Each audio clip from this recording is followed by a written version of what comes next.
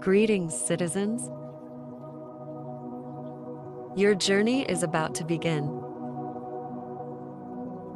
The story I choose for you today is called The Wonderful Musician. Please find a position which make you feel comfortable. Relax yourself.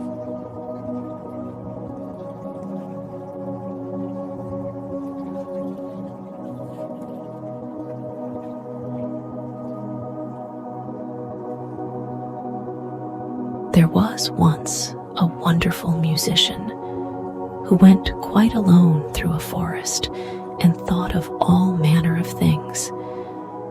And when nothing was left for him to think about, he said to himself, "Time is beginning to pass heavily with me here in the forest. I will fetch hither a good companion for myself."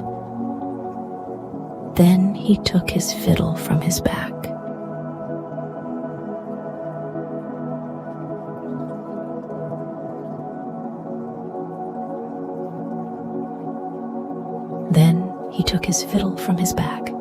And played, so that it echoed through the trees. It was not long before a wolf came trotting through the thicket towards him. "Ah, here is a wolf coming. I have no desire for him," said the musician.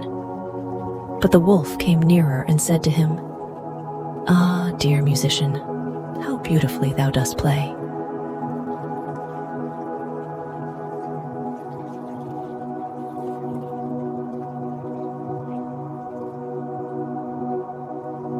"I should like to learn that too."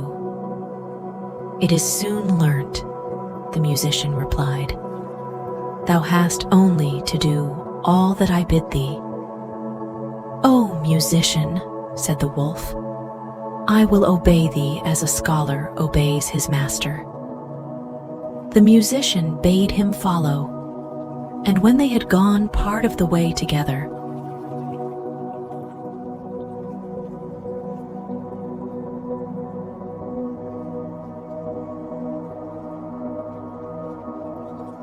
they came to an old oak tree, which was hollow inside and cleft in the middle. "Look," said the musician, "if thou wilt learn to fiddle, put thy forepaws into this crevice." The wolf obeyed, but the musician quickly picked up a stone and with one blow wedged his two paws so fast that he was forced to stay there like a prisoner.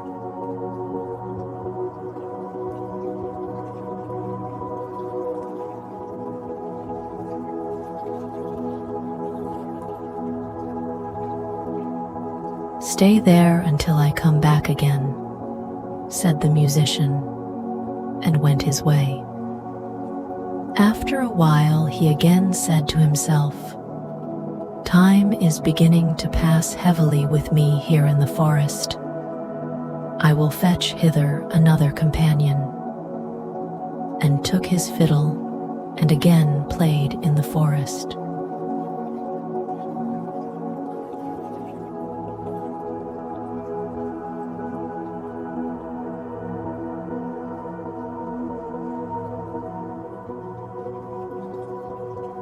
It was not long before a fox came creeping through the trees towards him. "Ah, there's a fox coming," said the musician. "I have no desire for him." The fox came up to him and said, "Oh, dear musician, how beautifully thou dost play. I should like to learn that too." "That is soon learned," said the musician.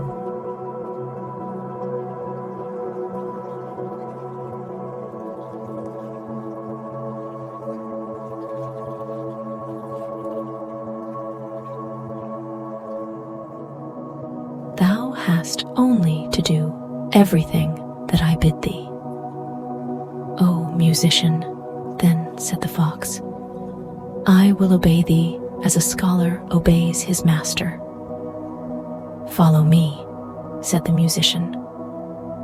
And when they had walked a part of the way, they came to a footpath with high bushes on both sides of it.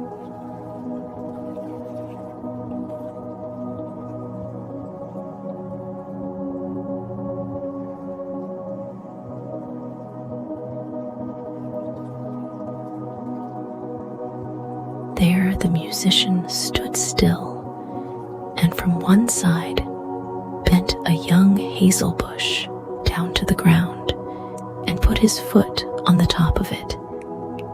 Then he bent down a young tree from the other side as well, and said, "Now, little fox, if thou wilt learn something, give me thy left front paw."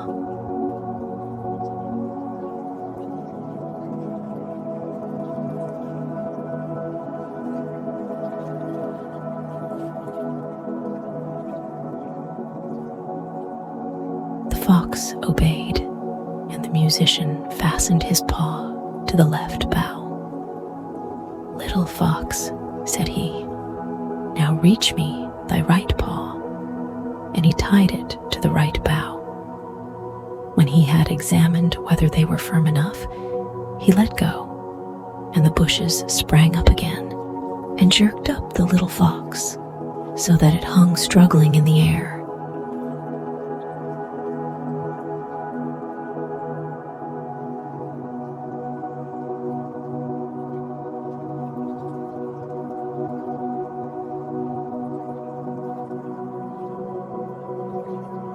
"Wait there till I come back again," said the musician, and went his way.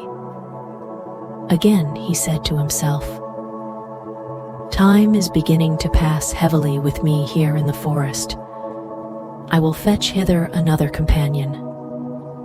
So he took his fiddle, and the sound echoed through the forest. Then a little hare came springing towards him.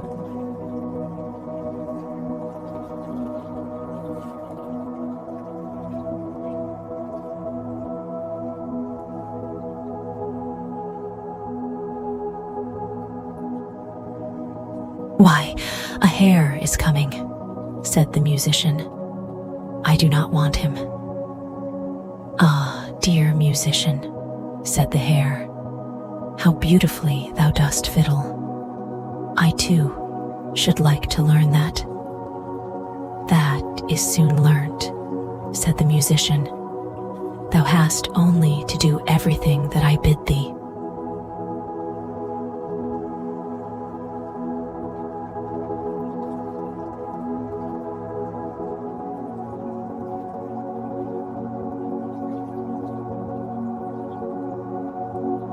"Oh, musician," replied the little hare, "I will obey thee as a scholar obeys his master." They went a part of the way together until they came to an open space in the forest where stood an aspen tree. The musician tied a long string round the little hare's neck, the other end of which he fastened to the tree.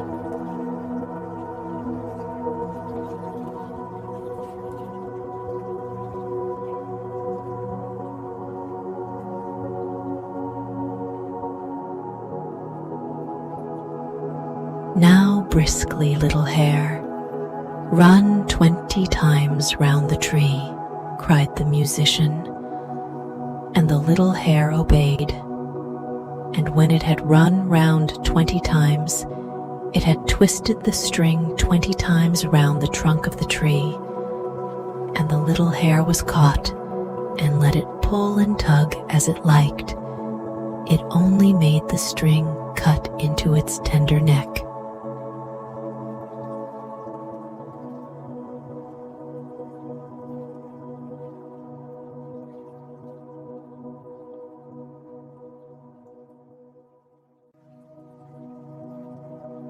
"Wait there till I come back," said the musician, and went onwards.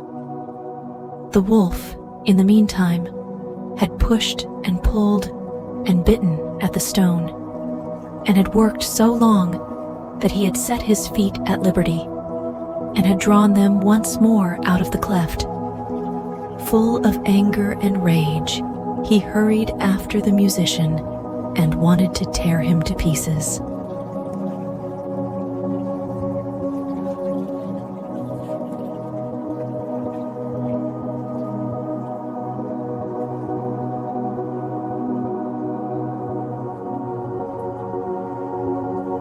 When the fox saw him running, he began to lament and cried with all his might.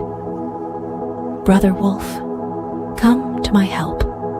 The musician has betrayed me."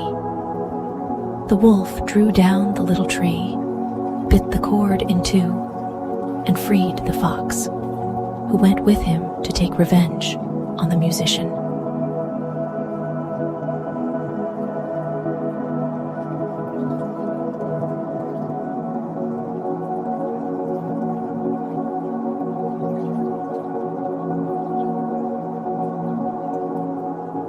They found the tied-up hare, whom likewise they delivered, and then they all sought the enemy together.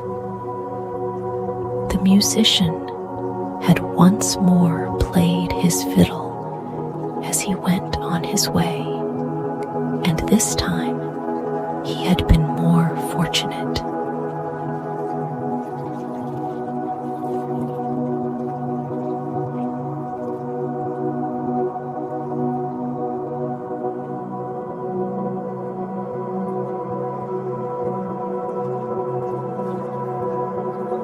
The sound reached the ears of a poor woodcutter, who instantly, whether he would or no, gave up his work and came with his hatchet under his arm to listen to the music. "At last comes the right companion," said the musician, "for I was seeking a human being and no wild beast."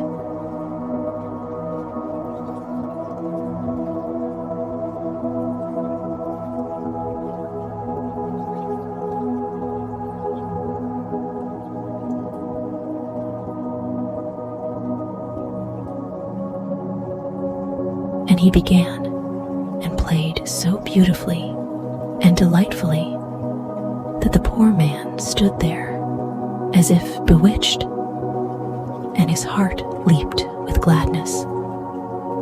And as he thus stood, the wolf, the fox, and the hare came up, and he saw well that they had some evil design.